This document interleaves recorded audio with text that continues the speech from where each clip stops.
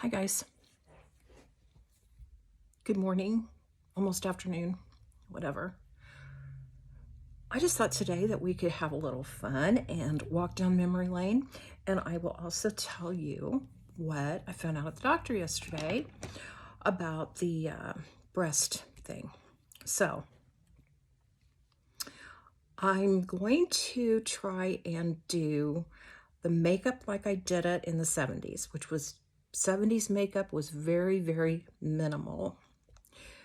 And I think the only mascara that we had was the Maybelline in the pink and green tube. And everybody I knew wore that. And back then, I wore Max Factor pancake makeup with the sponge. This is the equivalent of nowadays. But that's what I wore because that's what my mother taught me. And we usually use learn from our moms how to put makeup on initially. Then we move on to our friends. But, keep in mind I had an older mother, and Max Factor pancake makeup is what they wore during the war.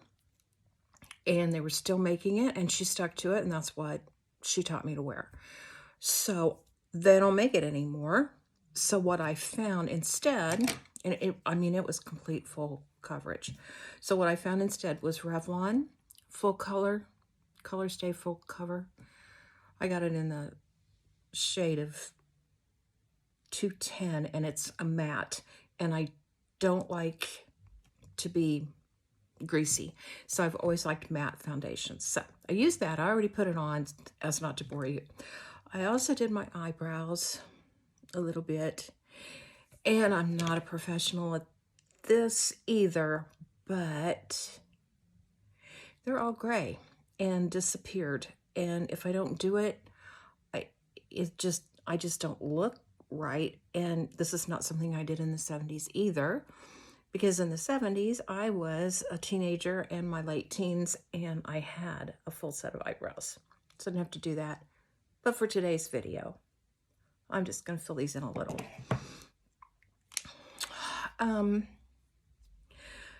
So I was trying to remember then as far as eyes, and we used to curl our lashes most of the time. I don't have a curler, and I forgot to buy one, but that's fine. I mean, it's not the end of the world. A lot of times I didn't curl my lashes, but we did use some cover stick.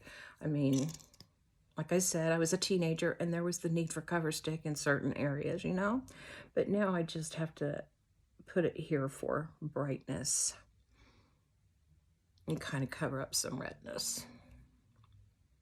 So we did use this, only it came in a stick back in the day. So yesterday I went to the doctor,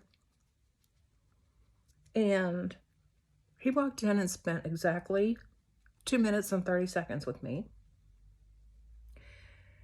And he said that everything looked good, which I knew. He did blood work yesterday, and that came back before I left. And he told me that all that was normal and looked good. And then he got around to the breast thing. He had the report there in front of him, and he had that highlighted or underlined. And I wanted to talk to you about that. I saw that in my chart, and he said, "It's nothing." And I said, "Well, what?" And he said, "No," he goes, "in my experience, CAT scans aren't good at picking up on breast masses. And so when is your next routine mammogram going to be?" And I said that it was due October 31st. So it's going to have to be a year and at least a year and a day after, because of the insurance. And he goes, "Okay, well, that's just around the corner." He goes, just go ahead and schedule that, and they'll read it. And if there's actually anything there, it'll be picked up on the mammogram. And I said, okay, I don't want to second guess you. You're the one who went to medical school, after all. But from what I've read, this is something that needs to be followed up. And he said, and we will, with the mammogram. He said the mammogram is what will go by. If they don't see anything on the mammogram, then they don't see anything. And he said, and I don't think they will. I think this is just, you know, just one of those things that they happened to see and they had to put it down. So that's where we're at. Since I'm a believer that everything happens in the time that it's supposed to happen, predestination, if you will, and since I really believe in that, I'm just going to go with it. I came home and scheduled the appointment for the mammogram, and it's going to be on November 2nd at like 7:20 in the morning, because I just wanted to get it over with, you know, and go on with my day. So that's when it'll be, and then they'll probably tell me, you know, you'll get a letter in the mail in 2 weeks, and so it'll be more hurry up and wait. But I just have to trust that this is the process. And who knows, if it is something, maybe it'll be more visible in a month. I don't know, maybe. So maybe it's meant to be. So that is what I found out yesterday. Okay, we did use powder. I think we used like a compact powder with not a sponge, but you know, the little round thingy, the pad, and just kind of patted it on. But you know, a lot of that stuff you can't find anymore. And as you saw, I just put some under my eyes, and I always did that because I always have had dark circles. And then I'm going to put some all over my face. Now these days, I put on a little contour and blush, and then I powder so it doesn't look too harsh. But back then, I didn't do that. I powdered first and put the blush on top. There was no contour, at least in my world. We didn't contour. So I always powdered first.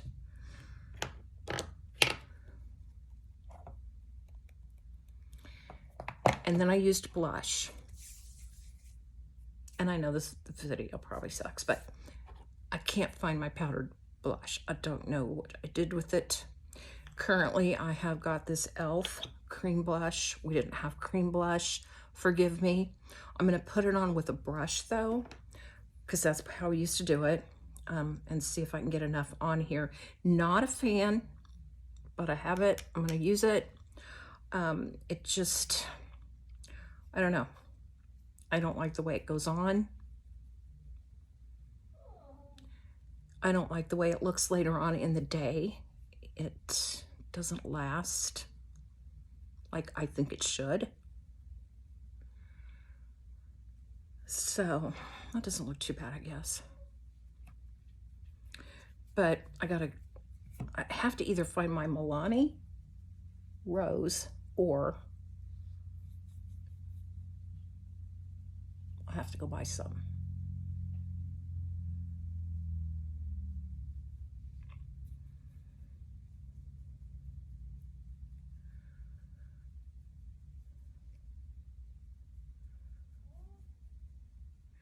This side I struggle with because it's had some, it's seen its better days.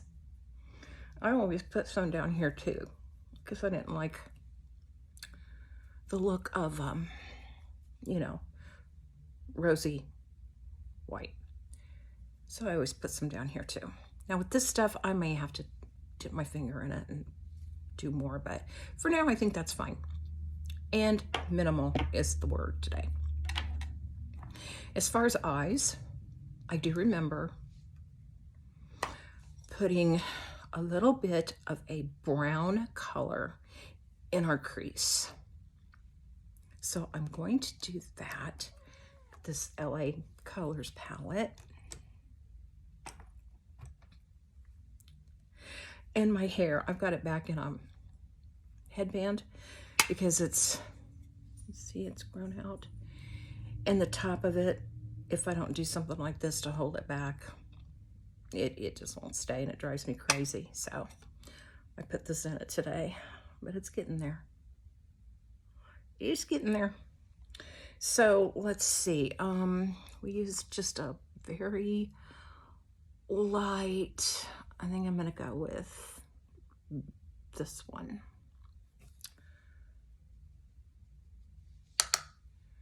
And we would just go way high because we didn't understand all the tricks. And just put a little bit up here.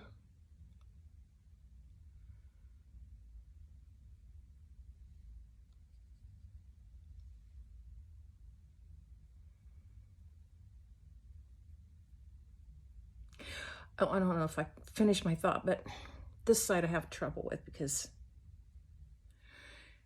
I broke this eye socket, cheekbone, whatever it's called, orbital, one time. I was graceful enough to have stepped in a crack in the parking lot where I worked, and my shoe went over and I went forward and I hit the ground this way. So it's got a permanent red mark. And then of course with the skin cancer surgery that he butchered me.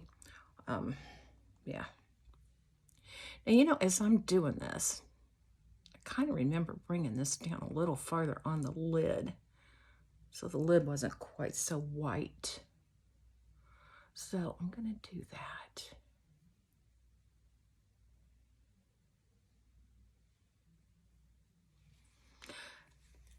And that was it, people.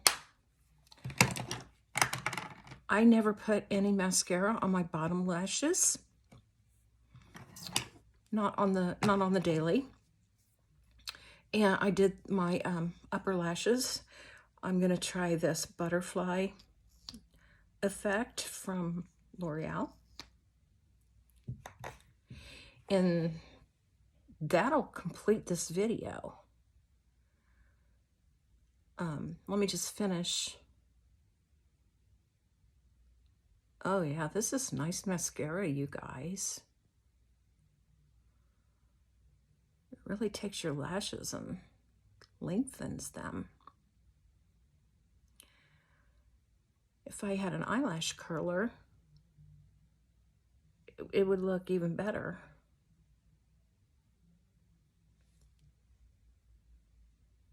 I don't know if you can see that or not. But yeah, I highly recommend. It's L'Oreal Butterfly. So, so the fact that we didn't use contour and all that makes me look like, I feel like I look really pale here. But this is all I ever did. So that's a 70 minimal makeup look. I'm going to finish. I'm going to let you guys go because I've kept you long enough. If you're still here, thank you. I appreciate you. And I'll see you in the next one. Bye.